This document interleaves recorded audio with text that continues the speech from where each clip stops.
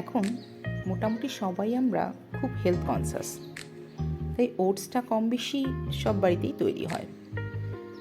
একটু টেস্টি করে বানাই, আমি এইভাবেই বানাই আমার মেয়ের জন্য, ওর খুব ভালো লাগে খেতে।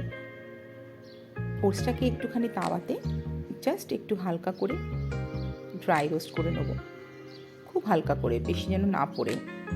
এরপরে 1 চামচ মতো সাদা তেল দিয়ে তাতে একটু রসুন কুচি, একটু আদা কুচি, একটু কাঁচা লঙ্কা কুচি দিয়ে দিই।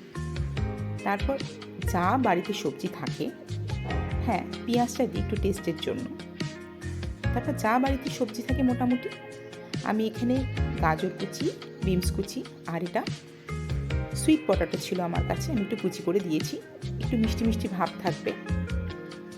তারপরে পরিমাণ মতো নুন, একটু সামান্য হলুদ, আর আমার বাড়িতে বানানো সস ছিল, একটু বেশি করে দিয়েছি যাতে বাচ্চাদের একটু টেস্টি লাগে। 1 চামচ সোয়া সস, 1 চামচ ভিনিগার, 1/2 চামচ গোলমরিচের গুঁড়ো, আর একটা ম্যাগি মশলা দিয়ে দিয়েছি। দিয়ে হালকা একটু নাড়াচাড়া করে জল দিয়ে সবজিগুলোকে সেদ্ধ হতে দিয়েছি। সবজিগুলো সেদ্ধ হয়ে গেলে ওপর থেকে ওটসটা দিয়ে একটু নাড়াচাড়া করেই তৈরি হয়ে যাবে হেলদি কিন্তু ভীষণ ভীষণ ভালো খেতে ওটস খিচুড়ি।